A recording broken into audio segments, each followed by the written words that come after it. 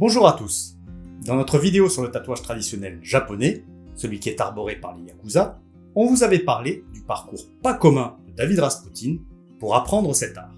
Aujourd'hui, retour dans son atelier, à Nice, pour qu'il nous raconte tout ça. Coup de chance sur Facebook, persévérance, formation à la dure et Yakuza, c'est parti pour le récit d'un apprentissage comme on n'en voit pas tous les jours.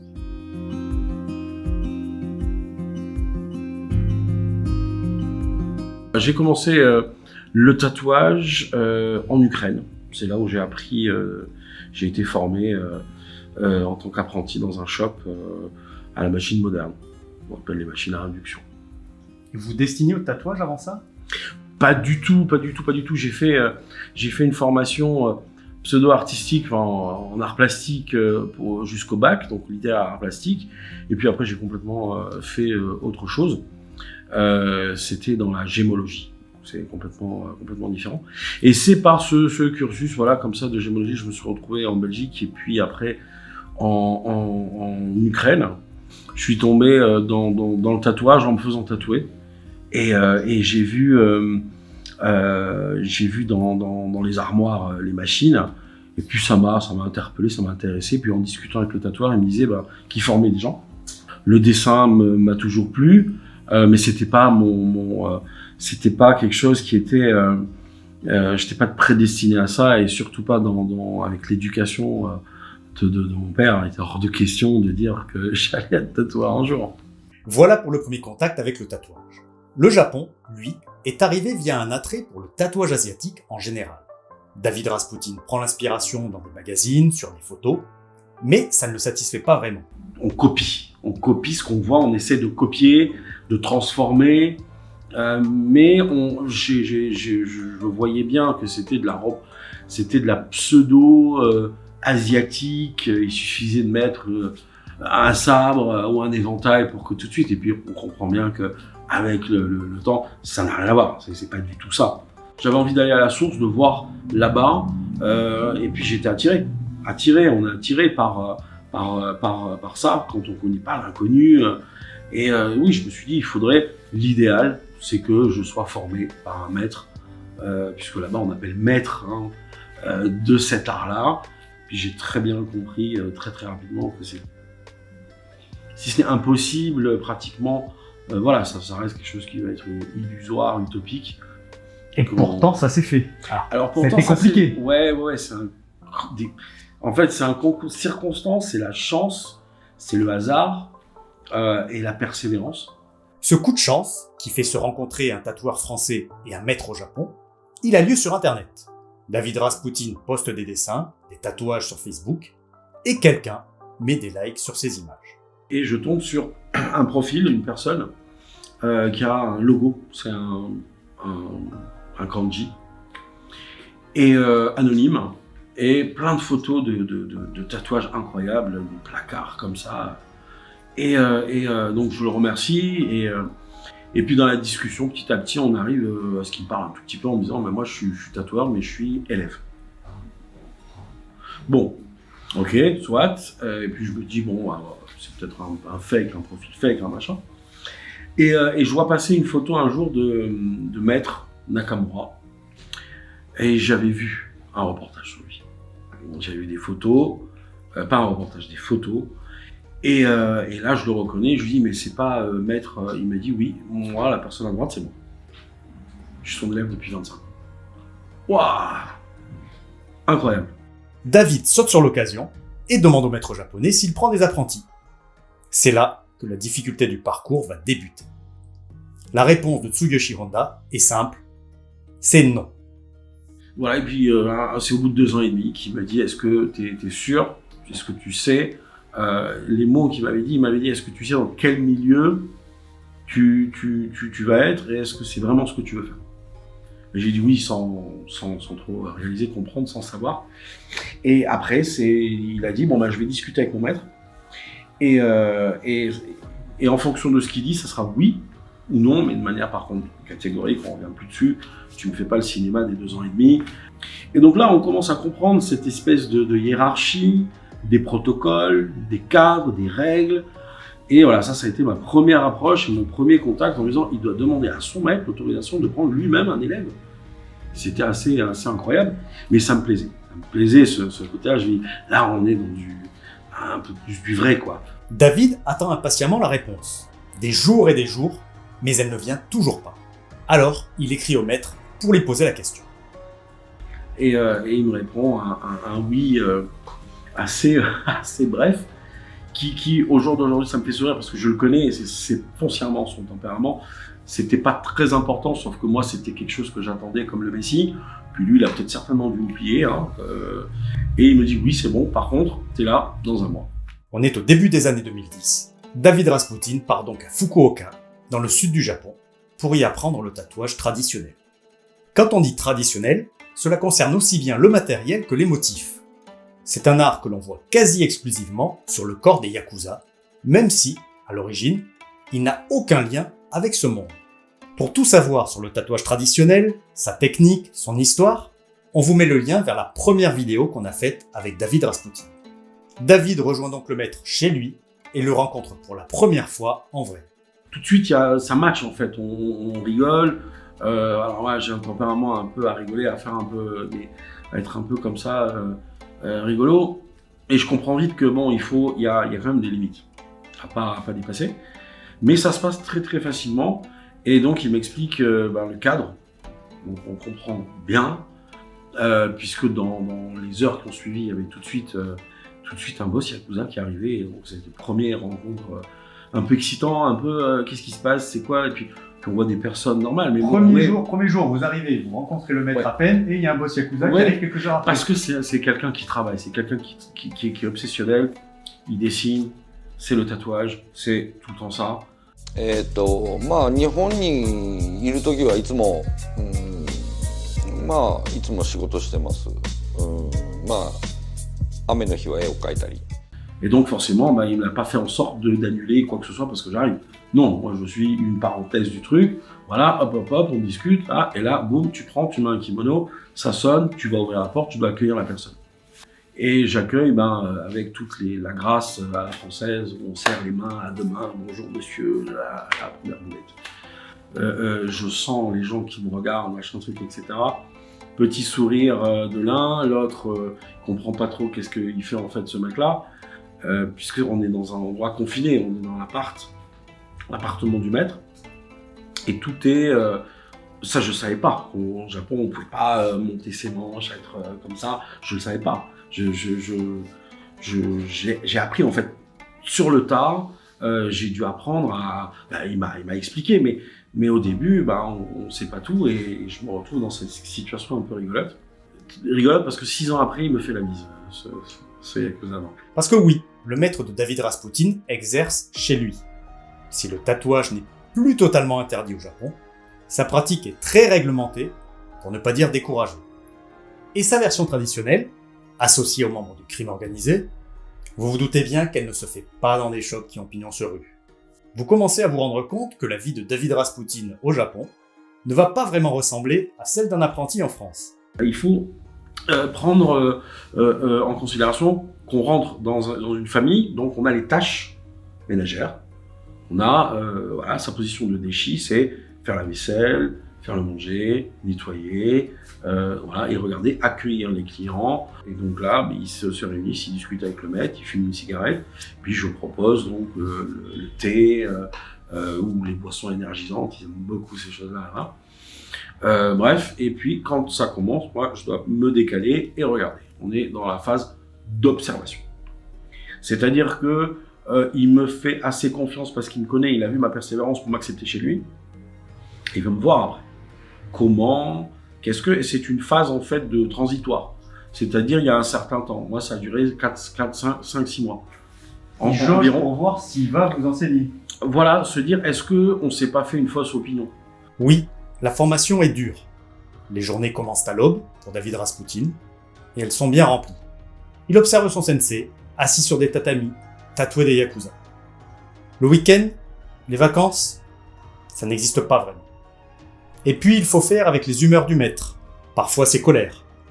Savoir faire avec l'imprévu. Un exemple, le tatouage dans le dos de David.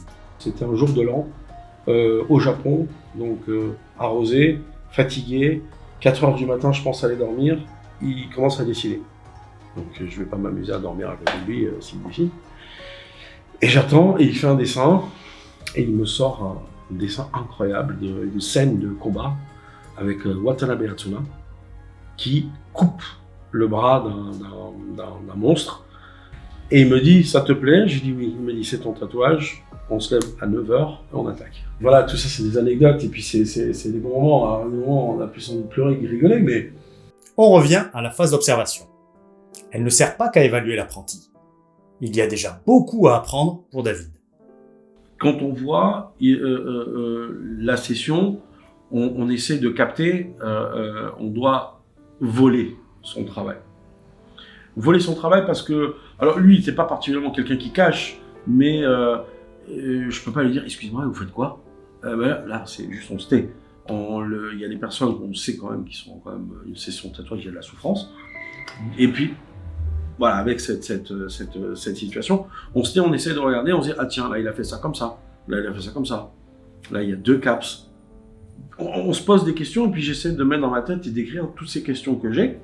Et quand la personne part, je lui dis, maître, est-ce que je peux me permettre de vous demander qu'est-ce que c'est ça? Alors il y a des fois, il me dit ça, t'as pas à savoir, ça, c'est trop tôt. Voilà. Et donc on grappille petit à petit les connaissances, et on comprend un petit peu mieux comment se structure une session.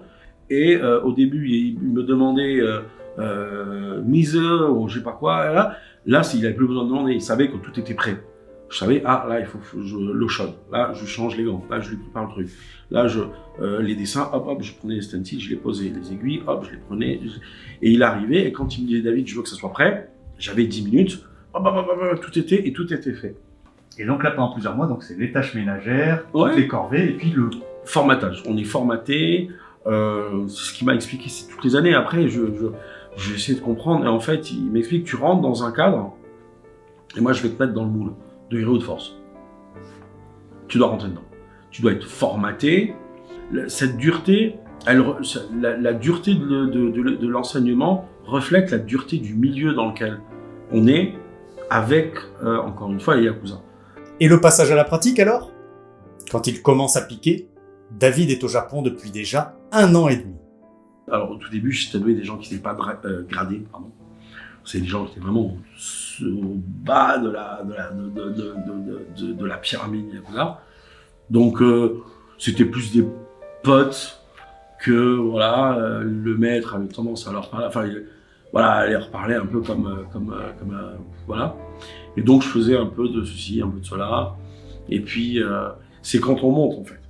C'est quand on monte et quand on a des clients du maître. Là, c'est plus la même chose. Ça devient plus angoissant, en fait, pas parce que ils sont ce qu'ils sont, par la vision et l'estime qu'il leur a de moi. Est-ce que, en fait, tout ça, parce que quand on devient, tout est payé, j'ai pas payé ma formation, moi, tout a été gratuit. Alors je vous donnais un rendu, mais un rendu dans une question, voilà, encore une fois, familiale. Et votre père, on ne peut pas le décevoir.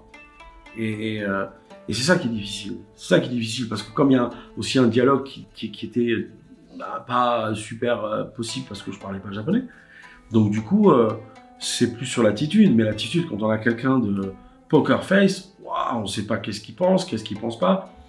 Et encore une fois, même si c'est bien, ça a été des années après que j'ai entendu des bribes. Là, vous rentrez dans une famille, dans un clan, il y a un apprentissage où vous commencez, on va dire, au pas de l'échelle, avec des petites tâches. Il y a quand même un parallèle fort avec les Yakuza, justement. Oui, tout à fait, mais c'est exactement ça. C'est pour ça, quand on parle de tatouage, et il dit, il y a le tatouage, il y a ce monde-là, notre monde. Notre monde, c'est le tatouage, le wabori. La clientèle Yakuza lui a été formée par un ancien légende dans ce monde-là Yakuza. On n'a pas d'autre clientèle. Tous les codes régis de comportement sont les mêmes dans l'étiquette. Après, le travail, leur finalité, eux, font autre chose. Et voilà, nous, c'est le tatouage. Mais c'est dans ce monde-là. Donc forcément, il faut s'y coller, quoi. まあ、今は昔のヤクザと違ってそんなに怖くはないですけどね、でも10年前はちょっとね、また私も若かったし、まあお客さんも年上の人も多かったからですね、それはやっぱ間違わないように言葉一つでね、命取りになりますんで、その辺はね気をつけてました。La formation est dure, la formation est longue aussi. Pour que David puisse commencer à avoir ses propres clients au Japon, il faudra ainsi 5 ans d'apprentissage. Et il y a 4 ans, il revient à Nice pour pratiquer son art, loin du Japon. Mais le lien maître-élève, presque une relation père-fils, ne seront pas du tout. Je suis son élève, je le resterai. Il a pris sa retraite, je suis toujours son élève, il est toujours mon maître. Et quand j'ai voulu faire un shop à Nice, qui est ma ville natale, c'est avec le maître. Le nom a été choisi par le maître. Le nom du shop a été choisi par le maître. Voilà, les choses, voilà, il a dit, voilà, tu as ton shop maintenant. Alors j'aurais dû comprendre, c'était les prémices de sa demande de retraite. Il m'a donné son fudomyo qui lui a été offert par son maître à lui, donc il me le donne à moi. Et tout ce que je faisais, c'était, je faisais pas un pas sans téléphonomètre, sans dire voilà, j'ai fait ceci, j'ai fait cela, est-ce que oui, est-ce que non, est-ce que machin, est-ce que truc. On a une relation, voilà, qui est filiale. C'est pas juste mon maître, puis après je prends, je fais ce que j'ai envie à côté. Non, ma vie, il me donnait des conseils, des reproches, des remarques sur ma vie, même. Familiale, quoi, amoureuse, machin, truc, il n'y a pas que le tatouage. Non, c'est un ensemble de choses, un package, quoi. Quand son maître lui annonce qu'il va prendre sa retraite, c'est le choc pour David Rasputin.